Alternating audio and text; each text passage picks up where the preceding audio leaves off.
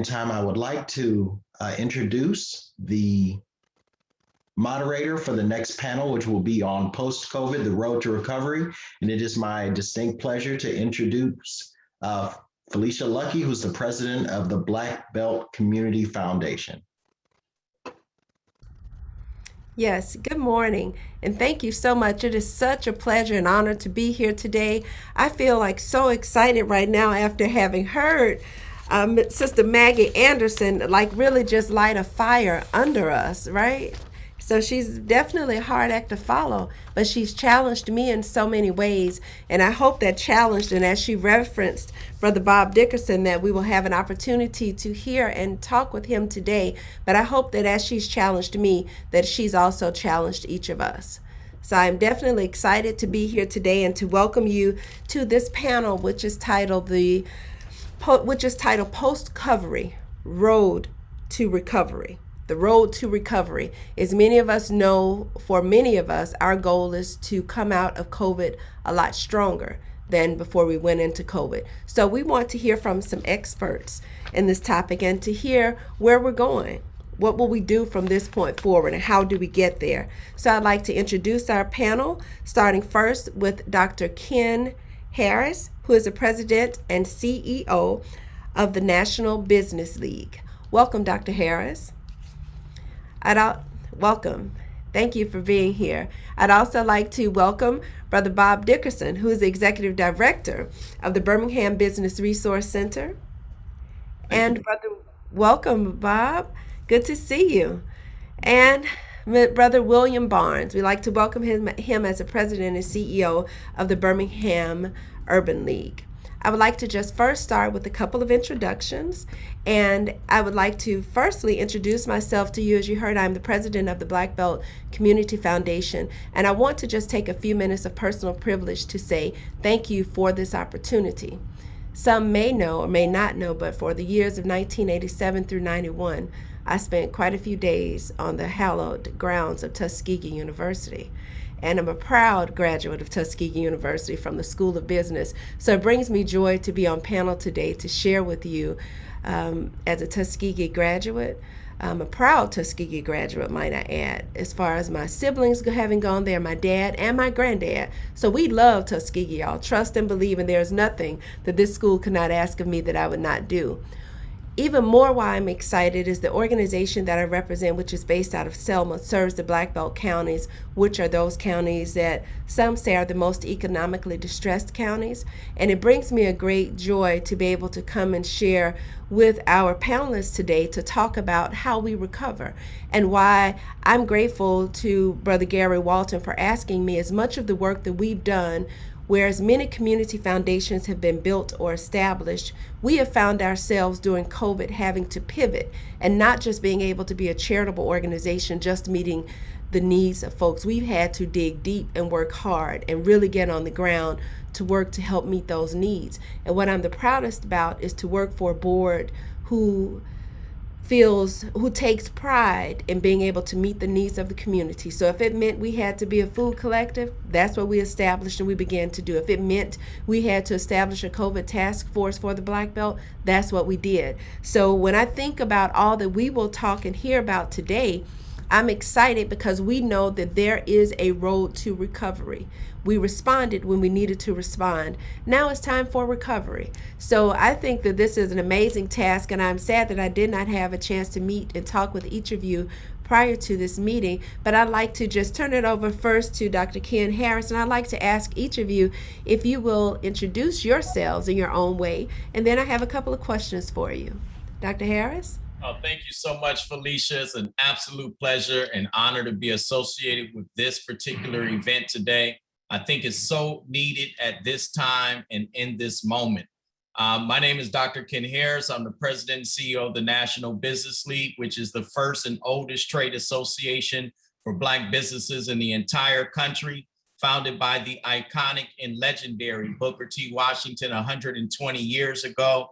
Our regional offices are in Detroit, Atlanta, Los Angeles, and our headquarters in Washington, D.C. I manage and oversee 360 leagues throughout all 50 states and internationally, with over 125 Fortune 500 corporate partners. And most importantly, I get a chance to facilitate the interests of 120,000 Black business members throughout the country.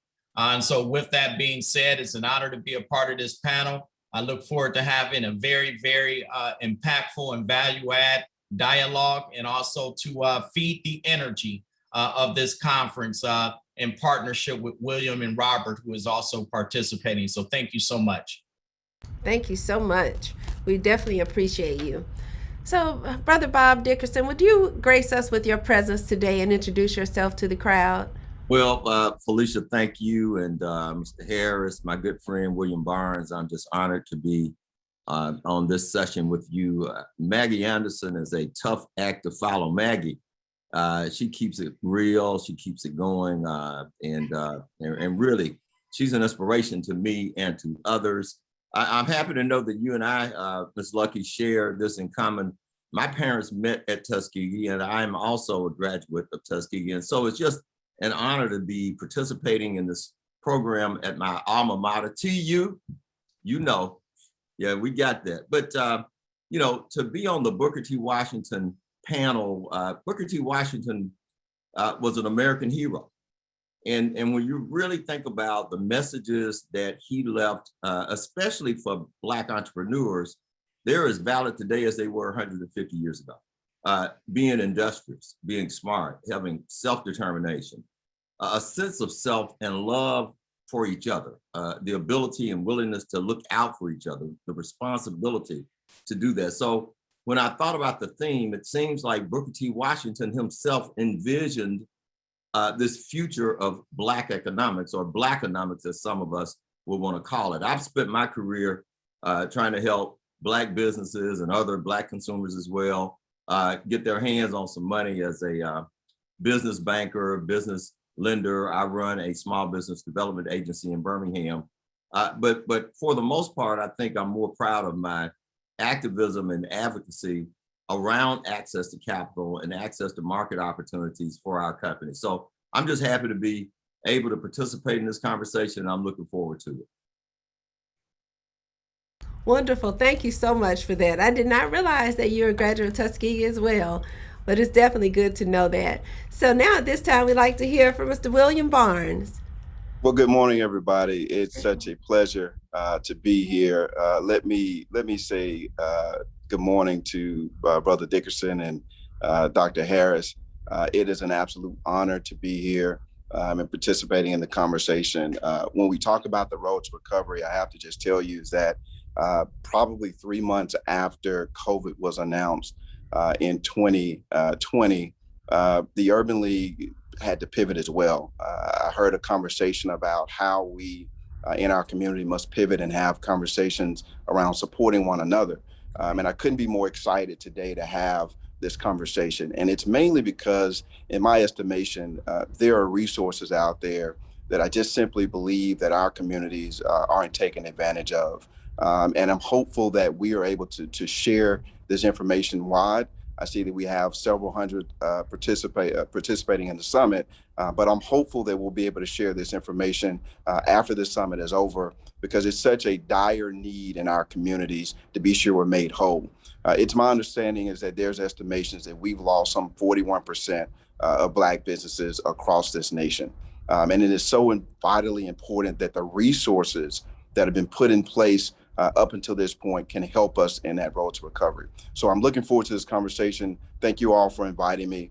And I hope we can have a little fun while we're having a conversation about making Black whole. That's right. That's right. That is beautiful. Thank you. And I think a wonderful segue, as we move forward. And so there are a couple of questions that I will ask of you all, but I was actually thinking as each of you talked and remembering what I was hearing Sister Maggie say, but thinking about, the tools that we need to do this work, and really just wanting to lift Tuskegee University up again and the entire mission of this summit for what we're trying to do to connect our communities, and the fact that we can do it boldly, we can do it with pride, and we can do it with excellence. So it is with that we're really excited to talk about how we recover. And I think, Brother Barnes, as you just mentioned about the ability to pivot to meet those needs, I want to just start off with a small conversation piece to lead me into the first question. And that is when CARES funding was made available during the previous administration, many of the rural communities that the foundation served were not able to access those dollars. And I'm just going to paint the picture. The state of Alabama said we're going to make these dollars available, but only on a reimbursable basis. So if we are already working with communities who are economically distressed, who are already challenged when it comes to resources, how can they afford to spend and then wait to be reimbursed to help mitigate the spread of COVID? That's what these dollars were made available for.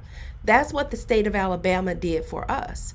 So what it did for a person like me who lives in Livingston, Alabama, with a population of about 3,000 folks, is it said, if we will give you $120,000, but if you don't have $120,000 to spend, then you won't be able to access the 120 we have.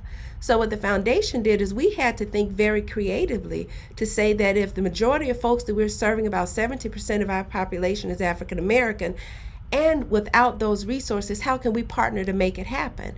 So I'm painting the picture to say that we partnered then with the Hope Federal Credit Union, established a line of credit, offer recoverable grants to our small communities to then purchase what they needed, then get a reimbursement, then we recovered it back and re-granted it out again. So it's just a different way of working so that we can meet the needs of our people. But what I want to say is that had our government done it right the first way and just not made it available on a reimbursable basis because they had the power to do that, we would not have been in the shape we were in. But the greatest challenge that we had, and this is to your comment, Mr. Barnes, the greatest challenge we had was educating the community that these resources were even there. Some of these communities received allocations that were larger than their actual annual budgets. So how are they going to spend and then wait to be reimbursed? But this is the situation that we were given. So we had to spend a lot of time on the ground making communities aware. And that's the job that we do. So that's what you have to do. But so oftentimes people will say, you don't want to access this. This community doesn't want it. They don't need it. Hell, most times they don't even know it's there. So where is the responsibility and the obligation to make sure that our communities have the knowledge? And that's why I want to lift up Tuskegee for providing this space for us to really talk about current day situations and to talk about where we go from here. So the first question that I want to ask based off of that is, when you think about the road to recovery, what does a just economy look like, as we move forward? Not from what it's been, but as we're looking to recover, what does a just economy look like? Where whether your skin is black or brown or white or red, whether you live in an urban area, whether you live in a rural area, what does a just economy look like? One that includes instead of excludes. One that profits all of us instead of some of us. Who'd like to take a stab at that first? Yeah, I'm smiling for a reason. Okay. And I guess I could go on and on, but I'll highlight just a couple of things. First of all, I'm happy that you used that term, just economy. I was just immediate past board chair of the National Community Reinvestment Coalition, and the mantra and the title of our annual conferences for the past almost decade have centered around this idea of creating a just economy. And of course, we could talk about tax codes. We could talk about, I saw the dress that AOC had on. I don't know if I agree with the dress, but taxing the rich and making sure that people pay their fair share into the economy is certainly a start. To make sure that our middle class is taken care of. If you think about it, and I'm glad you said black or white, it doesn't matter. Middle class America hadn't had a raise in 50 years. In other words, what your money can buy now was the same thing you could have bought 50 years ago. And so, but a lot of middle class America is asleep at the wheel, and they're being oppressed by the same folks that we're fighting against, but they're not fighting on the same team that we're fighting on. Well, just let me say, just pivoting to, you mentioned COVID, and I don't want to take up too much time. One of the things that happened when the CARES Act came out, and of course I help small businesses, is that it is similar to your situation. It told small businesses, well, we got this payroll protection loan program for you, PPP loans. But the two things that we're telling about PPP and our ability to access those funds quickly and in a way that would help our businesses was that you had to have your administrative paperwork in your business right. Now, that's on us, because if you're in business, there are things that you ought to have, financial data, payroll data, and the ability to access that information quickly and give it to someone who could consider a loan. But the bigger issue was the fact that our banks and financial institutions are not paying any attention to our businesses. And I'll repeat that, our banks and financial institutions are not paying any attention.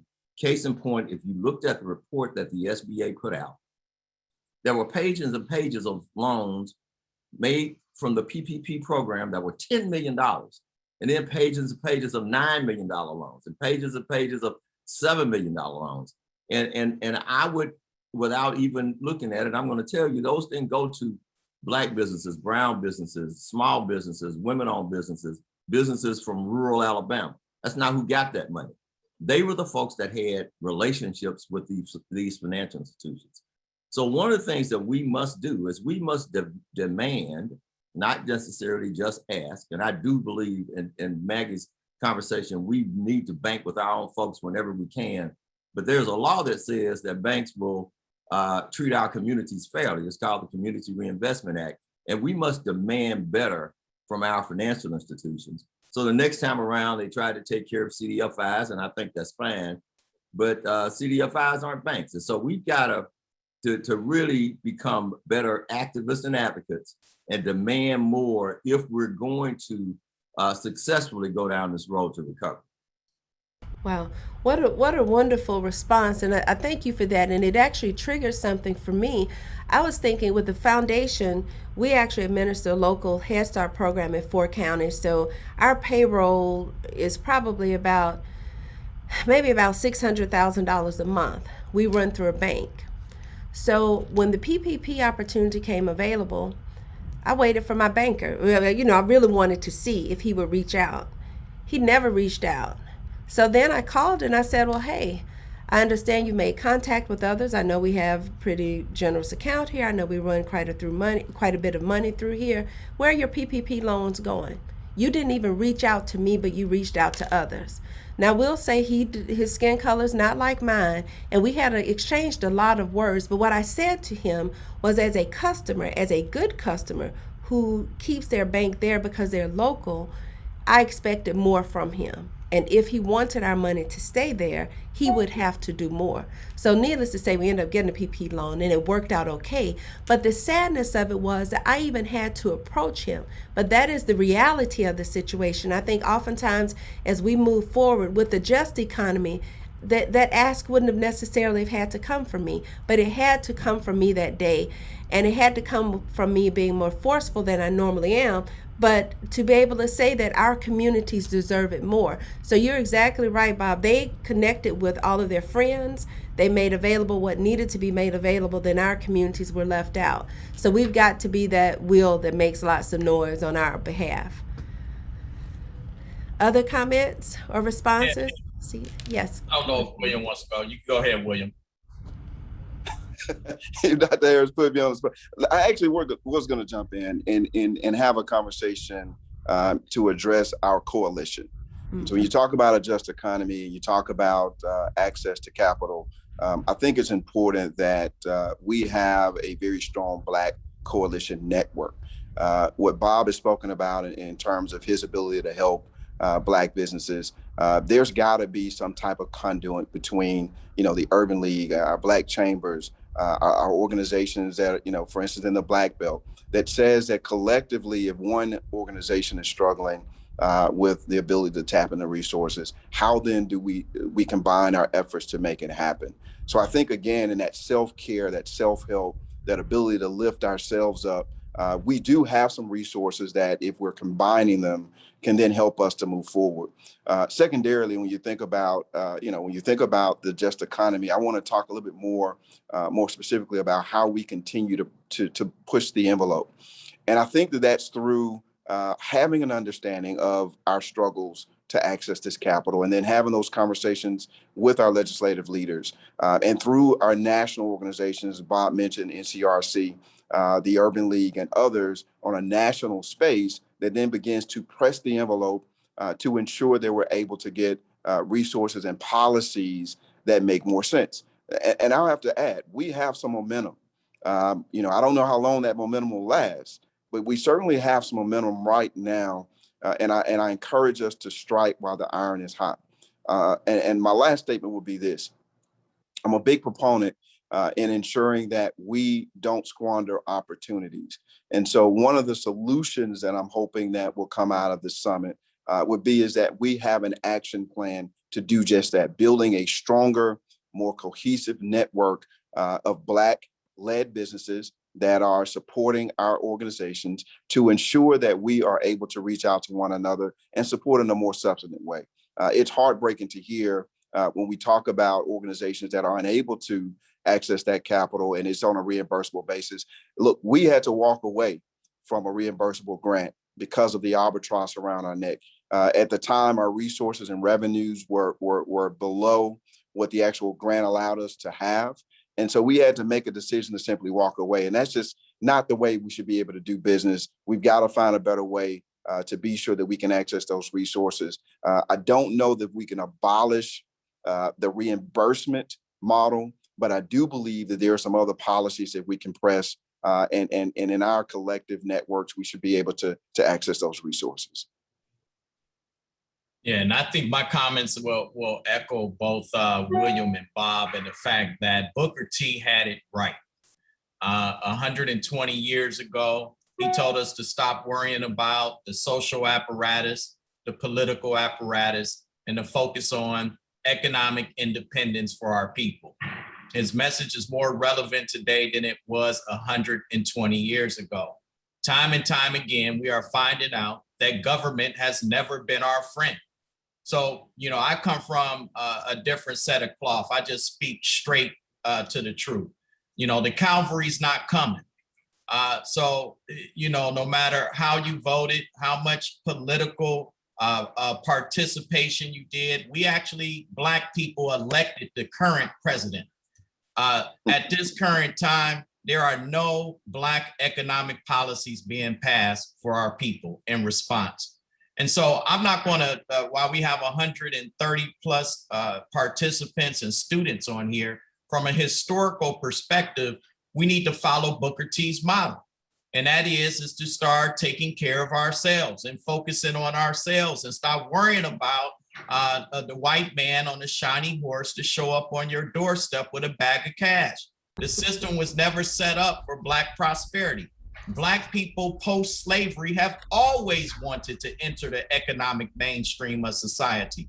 Even during Reconstruction, the fastest growing segment of Black entrepreneurship throughout the world, not just here in the United States. As soon as we took off the shackles, we were not only taking those who were able to participate with 40 acres and a mule before the land was taken away from us and the mule kicked us in the butt, we were actually able to participate and grow our own Black Wall Streets and businesses and start building neighborhoods and focusing on us. We weren't even worried about connecting with the mainstream society. And we were more prosperous and economically connected at that time than any time before, even when Booker T founded the National Business League in 1900. And that was the whole emphasis, was to mobilize, institutionalize, and work together. The National Bankers Association, all of these major professional groups came out of the National Business League. Well, guess what, folks? We're finding ourselves 120 years later, since 1900, having to repeat the same framework and institutional segments that took place then and doing it now, except I couldn't imagine if Booker T had access to the internet.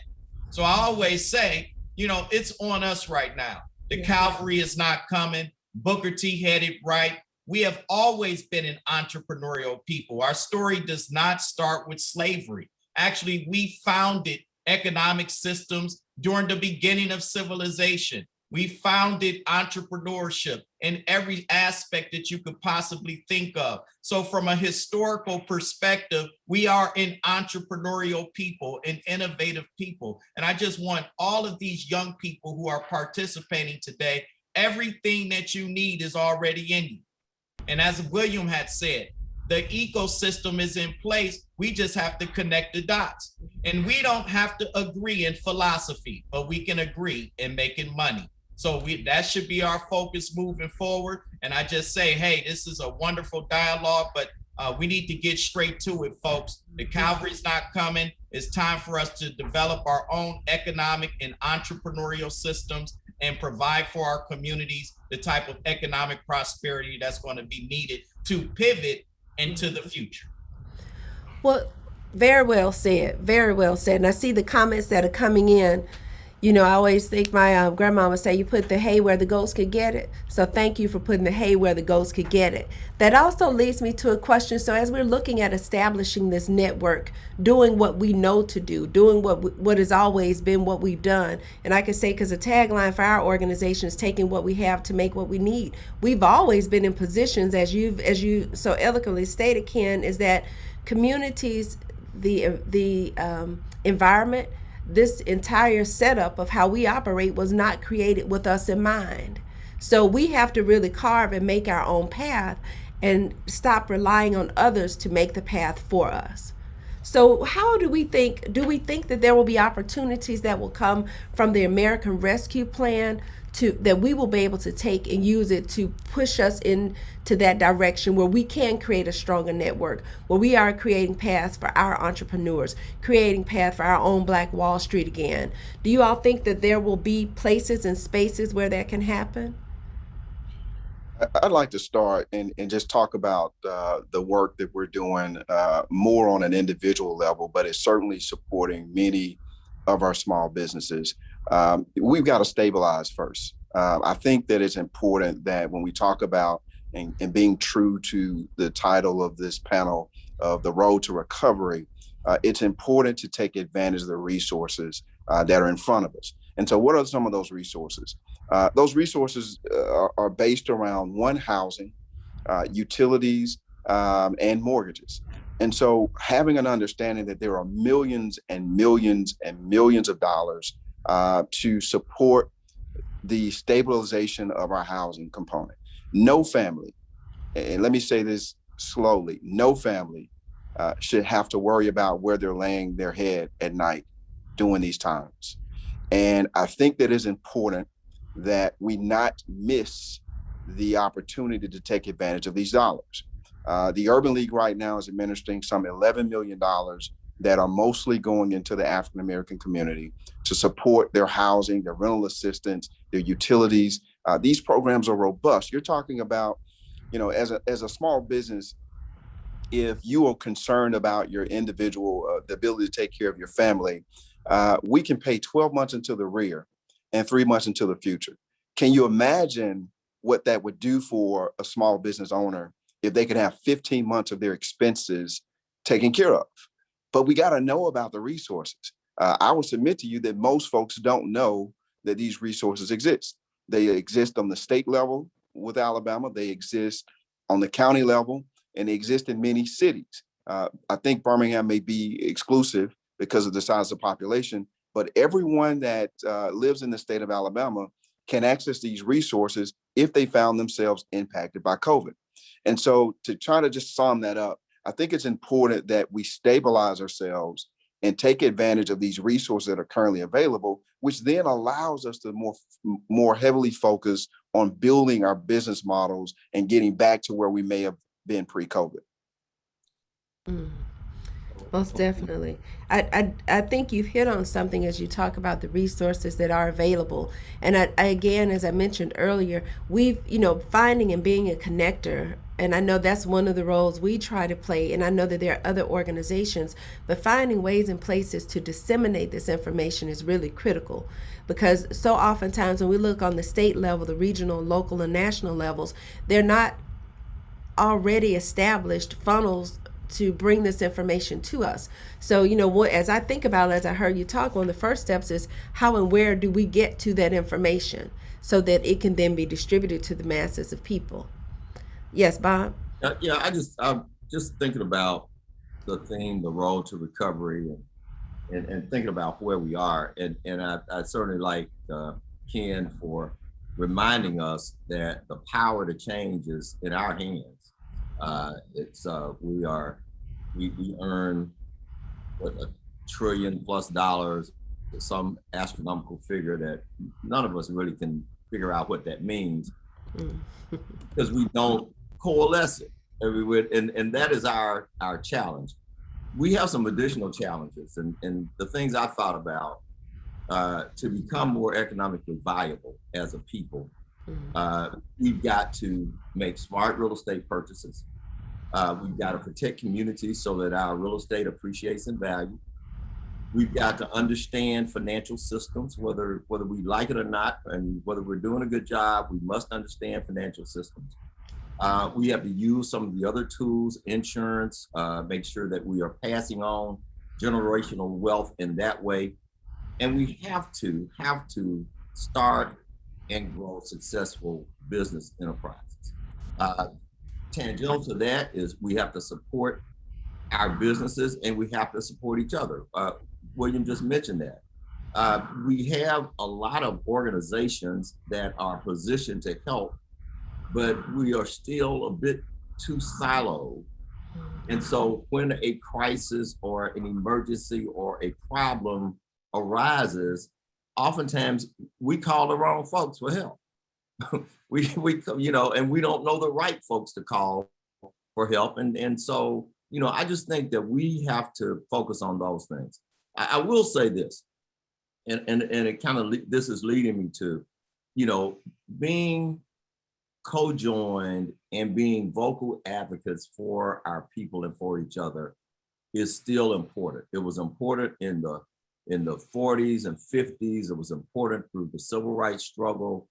And maybe we're not using that sort of collective, we got one goal in mind, we're all on the same team. Maybe we're not feeling that right now, or we're certainly not acting like that. But I think that organized advocacy, whatever we're pushing for, whether it's housing, whether it's business finance, whether it's whether it's politics. I mean, there's a rule now with the CFPB that we ought to all know about. But we have got to get organized, and as Dr. King would have said, keep our eyes on the prize. And if the prize is better economic conditions for our people, then I think that's a great one. And I believe that's something that the folks on this call and the people in our audience and people I know you got coming up behind us can help us achieve. Let me co-sign on what Bob shared about that advocacy component, because it can't be missed in society. I know Dr. Harris spoke a lot about our ability to build our own networks, and I absolutely 100% agree. But I believe that we can also walk and chew gum at the same time.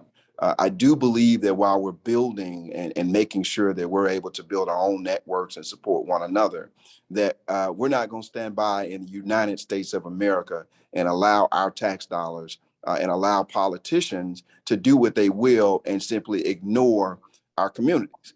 And so when you look at some of the benefits of the rescue plan, to the question, it was groups like the group that Bob led with NCRC that really loosened even some of the policies. It's far from perfect, but I can tell you, if we weren't sitting at those tables, if Bob's group wasn't sitting at the table, if the National Urban League wasn't sitting at the table, if the NAACP wasn't sitting at the tables, then those rescue plans would not have included some of the things that it includes to allow us to access these funds. And so that advocacy component is so vitally important that we never lose sight, and that we are doing that in a collective voice and continuing to push our politicians in Washington to be sure they do the right thing. And let me say this, we don't have to spend all of our energy there.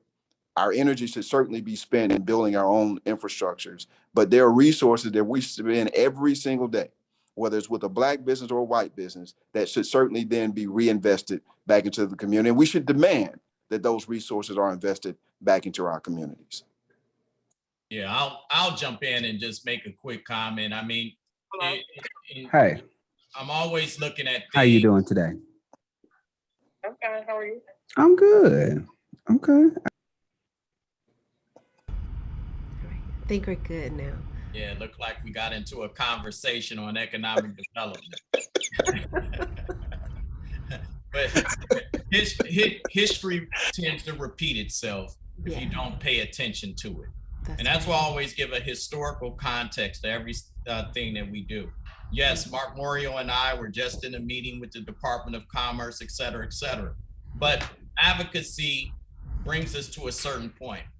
The real power that we have, if we don't have economic power, there is no power, right? And so we have to change our framework of thinking. Our Black organizations have to change the way that they operate because most of them are fledgling and dying. The Black Chamber model is no longer a relevant model for the future. We are no longer needed for business card exchanges and chicken dinners. The day is a wrap for all of that.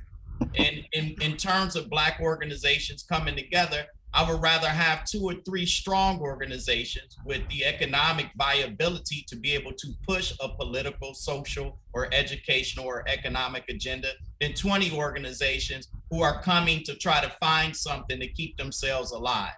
So we just have to be honest about ourselves, and we have to look at things from a different lens. Most importantly, in terms of the federal government, let's not get it twisted.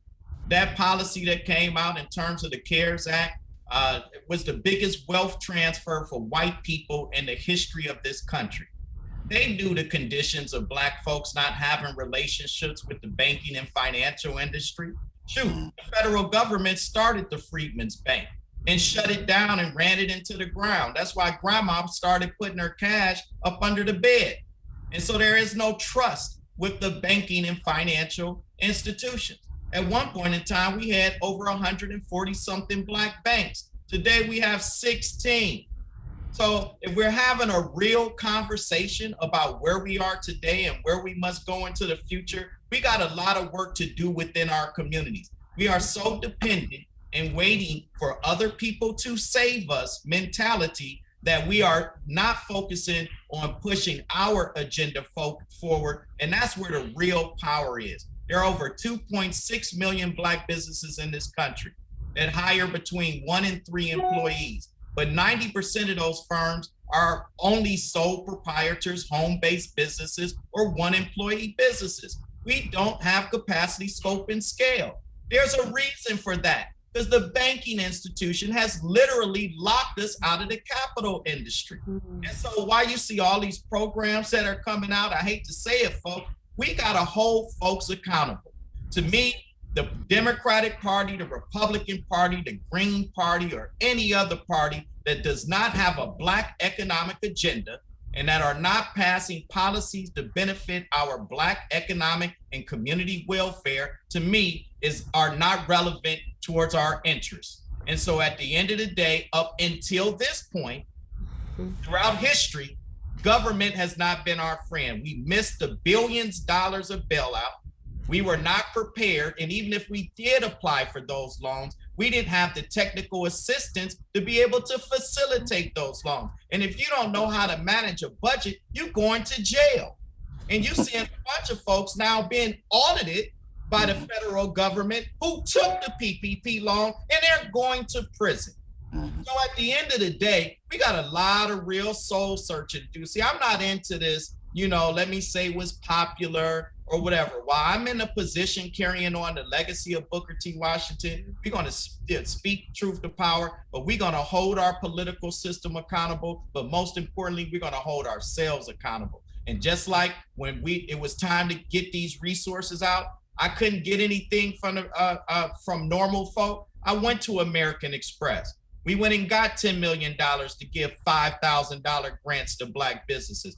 We went to the MBDA of the U.S. Department of Commerce. We were part of the $10 million CARES Act distribution for technical assistance. We said later for the talk.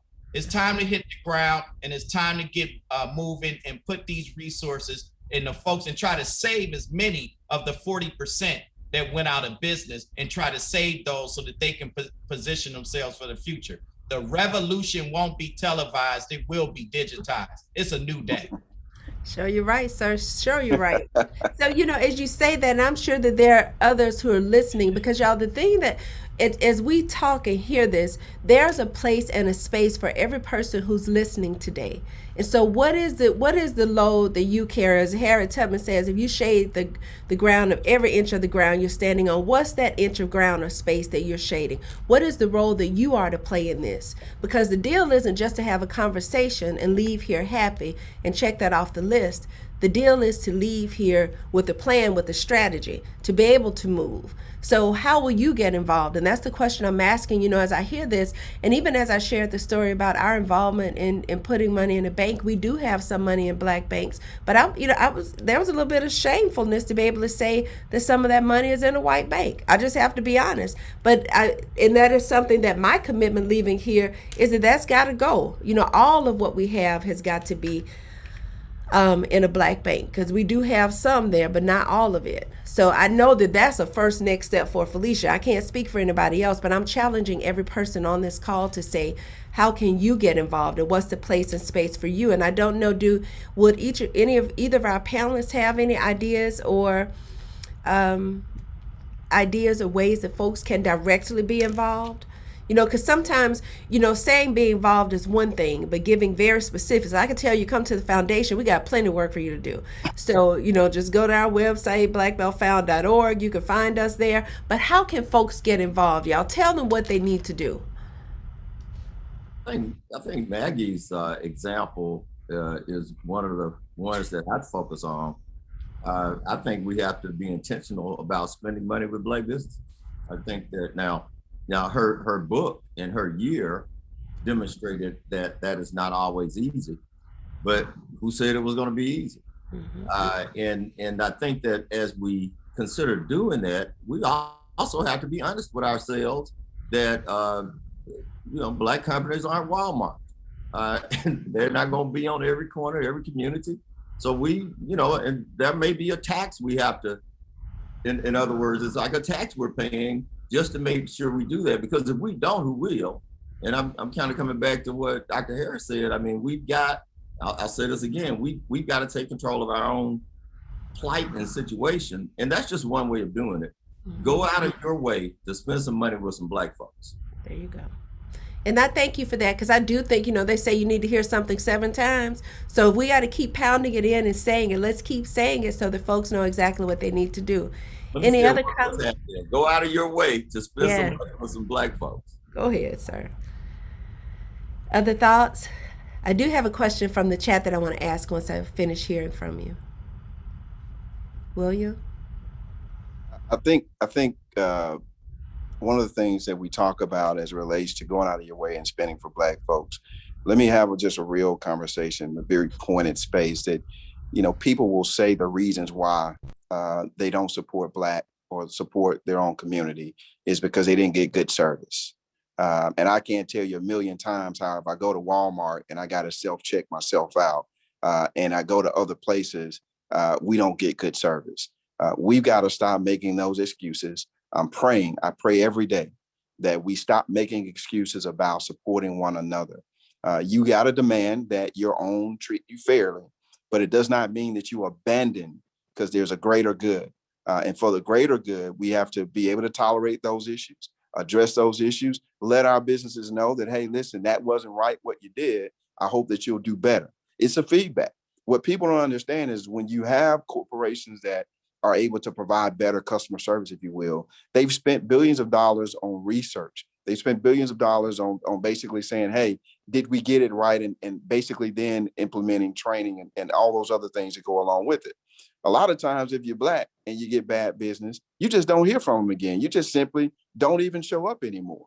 Well, maybe you take the time to share with them what it was that there was an error, give them an opportunity to make it right, and not be so hard on our folks, knowing that at the end of the day, we're trying to to catch up. And so I would just add to what Bob has shared is that we have to make sure that we're supporting. It is tough. I can tell you that I'm not always able to support Black businesses. And I'm not saying that that's an easy space, but I am saying that I'm in a position now that our vendors that we support, whether it be somebody that's a moving company, a technology company, or anything else in between, that we're going to always look Black first and see if we can have the conversation. And if they happen to come in a little high, we're going to say, hey, brother, we need you to look at it. Now, notice, I didn't say that we're looking for a hookup.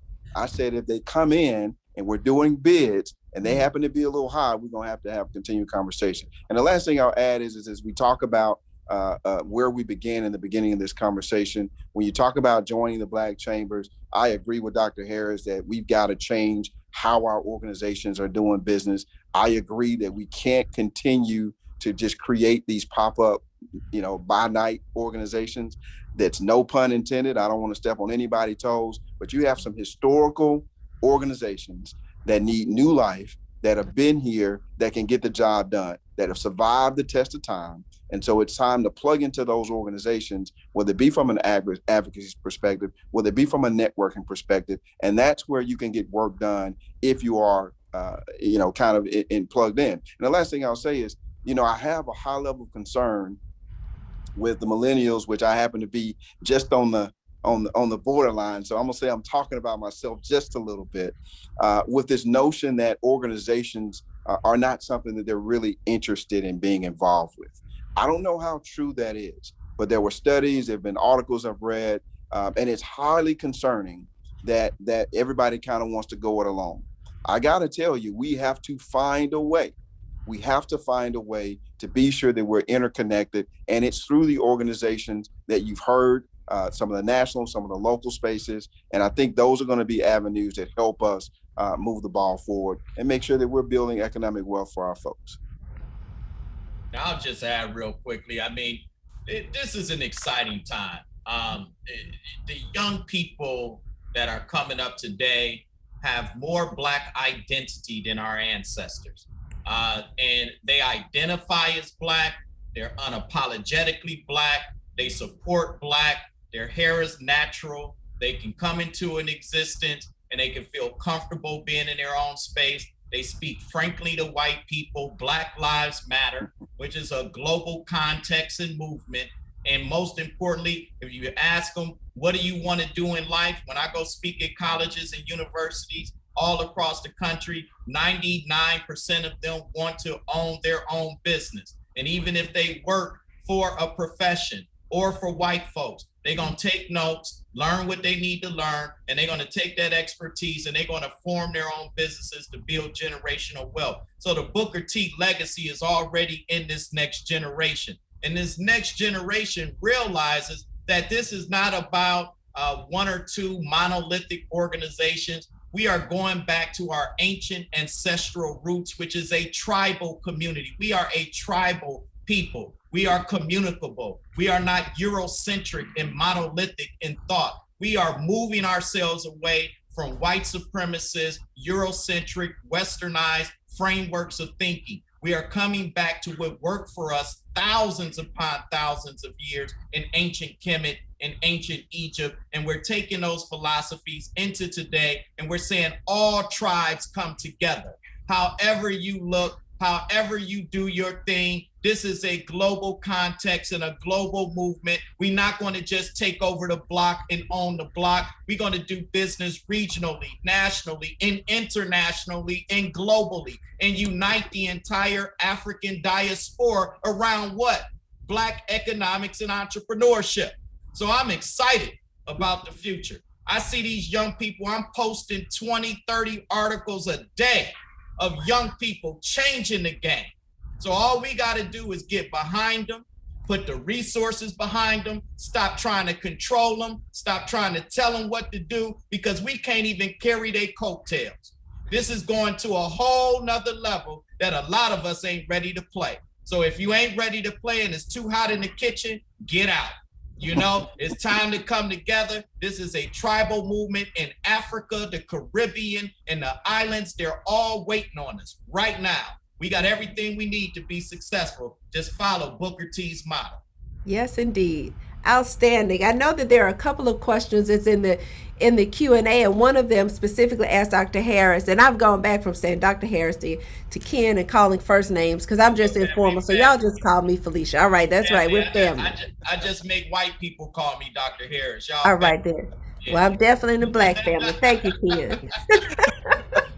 So they did ask if you would elaborate a little bit on your point about the digital revolution. And I was like, that was one of my takeaways for today, was that the revolution will be digitized. So I appreciate that. So they asked, one of the questions asked if you would elaborate that and talk about how we can position ourselves. First of all, you're not in business if you don't have technology and you don't have a website. It's over with. If you don't have social media, you're not in business. And so if you're not able to, those businesses that were storefronts, restaurants, depended on customer interaction, depended on customers to come through their front door, though when the COVID hit, it shut them down economically. They were not able to interact. But those businesses that were able to pivot, utilize technology, if you are a restaurant, you went into curbside service, you had a mobile app in place, your business actually grew during COVID. And you got more opportunities than you could ever imagine. So when I say the revolution won't be televised, it will be digitized. What I mean is that we need to move both feet into technology. Mm-hmm. This is the day and age. Office buildings will not be filled by people anymore. This is the natural occurrence of how business is going to be handled in the future, whether you're resistant to it or not. Right. So at the end of the day, you could be stuck in your ways. As people are investing in Bitcoin, as people are looking into technology infrastructure, if you don't have a website, if you don't have social media, if you don't interact on a daily basis using technology, you are not in business. And this is a unique opportunity for Black entrepreneurship. More billionaires and multi-millionaire businesses will be created during this tenure of economic development than any time in history. This is an economic explosion, a Black economic freedom explosion that's about to take place. Outstanding. Thank you so much. And I really wish that we had more time because it seems like the conversation is now getting even more juicy. But the Tuskegee way, y'all, is that we stay and adhere to the time. So I do want to acknowledge that we do have some questions in the Q&A. So I'm hopeful that the team will actually pull those questions together and we will then be able to get answers back to you for those that we did not have an opportunity to get to earlier. I want to thank my newfound friends, old one with Bob, and to Ken and to William. Thank you all so much, as I saw in the chat, for your candor, for your openness, and for your passion for your people. So thank you for that. And I know that for me, I can tell you my takeaway is the being digitized, revolution being digitized. I'm taking that with me, and I also connecting our organization with your organizations to provide training to those who are doing policy work for us. So I can tell you this, as I saw Dr. Dunn say, we're not just talking the talk anymore, y'all. We're not walking, we're gonna walk it while we talk it. So I'm putting my money where my mouth is, and when I come back to y'all next year, I'll be able to check this off and say, yes, I did just what I say I would do. So thank you again for your time, and it's been a great time, and you all have encouraged us. So if you don't believe the billionaires are coming, get out the kitchen. Ain't that what you said, Ken? Hey, we got get about the kitchen. Yes, and nobody got time for that. We are moving. So again, thank you so much for your time, and it was nice to meet each of you.